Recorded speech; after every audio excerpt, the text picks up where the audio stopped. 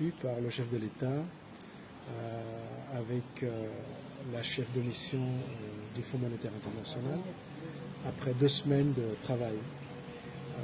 Le Fonds monétaire international était sur place pour une mission de 2 semaines dans le cadre du 4e revue du Fonds élargi de crédit.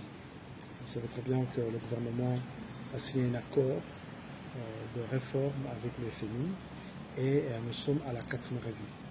Alors les discussions avaient démarré depuis Washington lors des réunions de printemps. Ils sont venus discuter avec l'ensemble des départements ministériels sur l'ensemble des réformes à mettre en place sur la période, mais surtout sur les repères structurels et quantitatifs auxquels on s'était engagé. Aujourd'hui, c'était le dernier jour de la mission.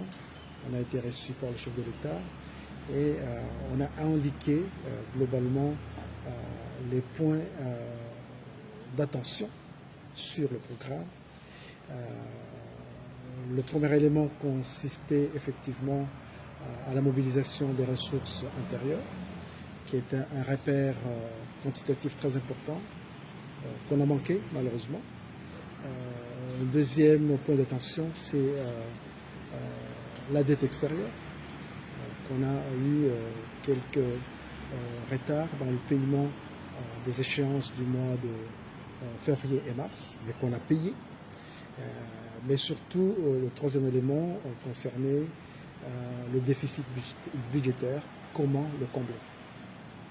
Alors, après 2 semaines de travail, les équipes du FMI et les équipes du gouvernement, du ministère des Finances et de l'ensemble des départements concernés ont travaillé jour et nuit pour proposer des mesures correctives permettant de mobiliser les ressources intérieures manquantes afin de pouvoir